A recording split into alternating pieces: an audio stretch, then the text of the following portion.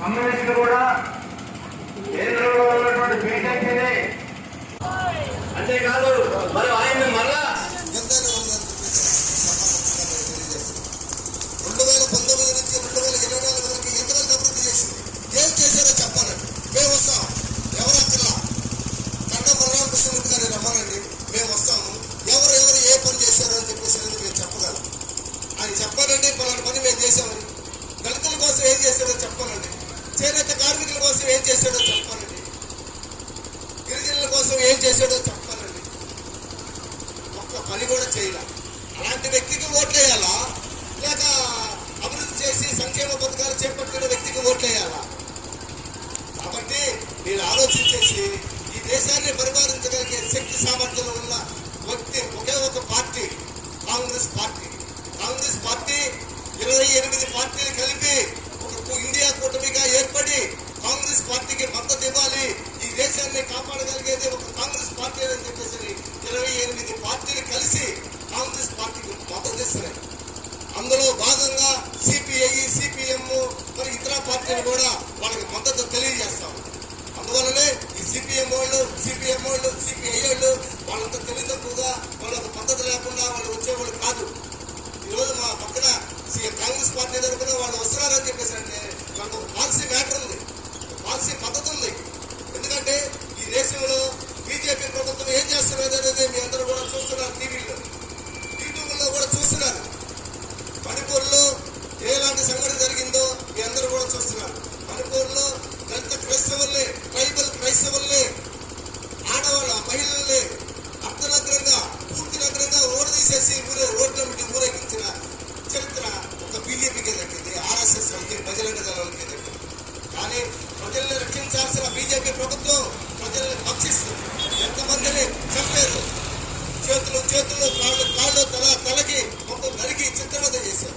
కొంతమంది రాష్ట్రాలని, భార్యాభర్తలను కూడా వాళ్ళు చిత్రవద చేసి నరికి చంపిన చరిత్ర ఒక బీజేపీకి దక్కింది.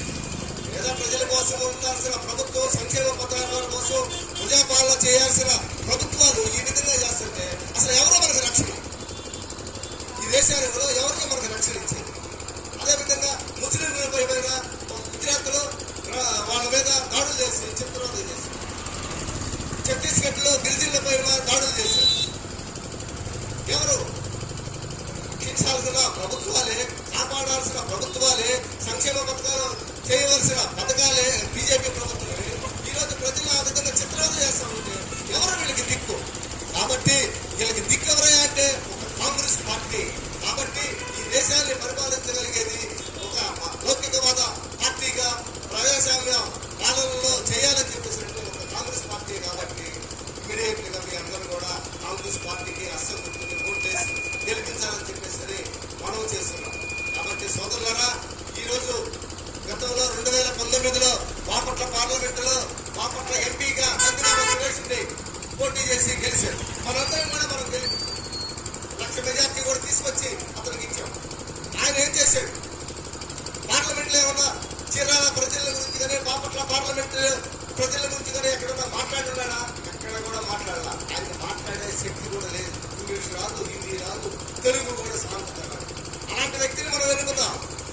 ఆయన ఏమైనా చేశాడా? పార్లమెంట్ నియోజకవర్గంలో ఎక్కడైనా తిరిగాడా? అసలు మీకు తెలుసా నందిగామ సురేష్ ఎవరో కూడా తెలుసా? ఈరోజు చూస్తున్నారు, ఎన్నికల ప్రచారంలో ఫోటోలు చూస్తున్నారు. అంతేగాని నందిగామ సురేష్ నేను ఎప్పుడు చూడాల.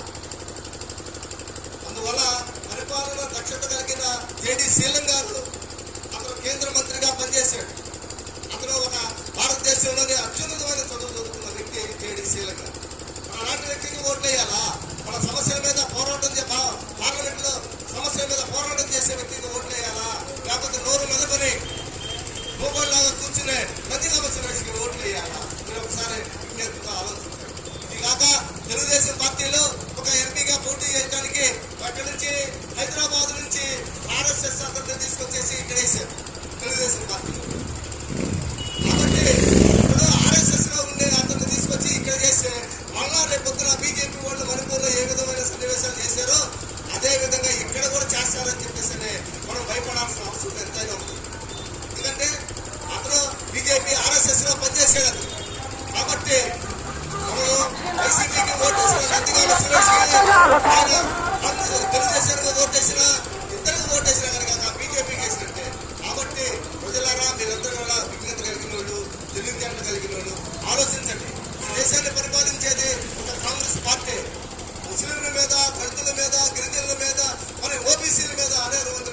దాడులు జరుగుతున్నాయి. ఈ దాడులన్నింటినీ కూడా మనం తిప్పికొట్టాలంటే ఒక దుశ్చర్యలను ఖండించాలంటే మనం ఒక కాంగ్రెస్ పార్టీకి ఓటు వేయాలని చెప్పేసి మనం చేస్తున్నాం. కాబట్టి అన్ని తెలిసిన వ్యక్తి ఆమంచి కృష్ణమోహన్ గారు ఈ మన ఏరియాలో ఈ నియోజకవర్గంలో ఏ గల్లీలో ఎవరున్నారో చెప్పగలిగే వ్యక్తి ఆమంచి కృష్ణమోహన్ గారు. ఏ ఓట్లో ఎక్కడ ఏం జరుగుతుందో చెప్పగలిగేది ఆమంచి కృష్ణమోహన్ గారు. ఎక్కడ ఏమి డెవలప్ చేసేదో చెప్పగలిగేది ఆమంచి కృష్ణమోహన్ గారు. ఇన్ని డెవలప్ చేసిన వ్యక్తి ఆమంచి కృష్ణమోహన్ గారికి మీరు తప్పనిసరిగా కాంగ్రెస్ పార్టీకి ఓట్లేసి మీరందరూ కూడా కేటీ శీలం గారికి కాంగ్రెస్ పార్టీకి అసలు